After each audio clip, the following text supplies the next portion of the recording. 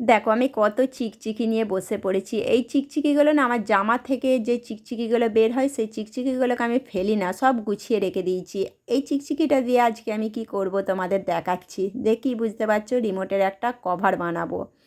বাড়িতে এরকম ছোট ছোট জিনিস দিয়ে দেখবে আমরা অনেক কিছু বানাতে পারি। নাহলে ফাঁকা রিমোটটা যদি ব্যবহার করি, একটা বাজে সমস্ত দাগগুলো উঠে যাবে না বলো লেখার, তখন রিমোটটা আর ব্যবহার করতেই পারবো না। আর কোথায় আর রিমোটের কভার এখন আমি কিনতে যাব বলো তো, সেম এই মাপে। সেই জন্য বাড়িতেই বানিয়ে ফেলছি। এ দেখো রিমোটের কভার। আর বাকি চিকচিকিগুলোকে আমি কিন্তু আবার গুছিয়ে রেখে দিলাম। সব সময় আমাদের প্রয়োজনে দেখবে ওগুলো কাজে লাগবে, ফেলে দিলে জিনিসগুলো আর আমরা পাবো না।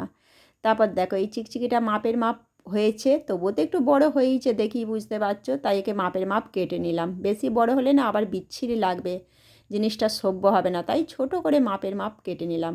আর এটা কোনো ঝামেলাই নয়, এবার একটা সেলোটেপ দিয়ে চিটি দিলেই হয়ে গেল। হ্যাঁ, যখন আমরা ব্যাটারিটা পাল্টাবো তখন কিন্তু এই চিকচিকিটা আমাকে খুলে ফেলে দিতেই হবে। কিন্তু এটা তো আর বাজার থেকে কিনতে হচ্ছে না বলো, গায়ে লাগার কি আছে, এটা 5 মিনিট মাত্র আমাদের সময় লাগছে।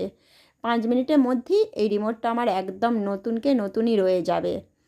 আর সেলোটেপটা দেখছো যাতে চিটিয়ে না যায়, সেলোটেপ একটা চিটিয়ে গেলে কি অবস্থা হয় বলো তো, এই টিপসটাও কিন্তু তোমরা কাজে লাগাতে পারো, খুবই ভালো।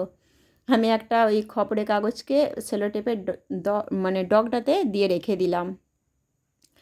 দেখি বুঝতে পারছো, এতে কিন্তু সেলোটেপটা আমরা খুব সহজেই বার করে ফেলতে পারি। আর আমাকে একা মানে এই জিনিসটাকে চেটাতে হচ্ছে, তো তাই একটু হাতে পায়ে ধরে আমাকে কাজ করতে হচ্ছে। এটা যেন তোমরা অন্য কিছুভাবে নিও না, কারণ একা হাতে কাজ করতে গেলে একটু এইভাবেই করতে হয় দেখবে।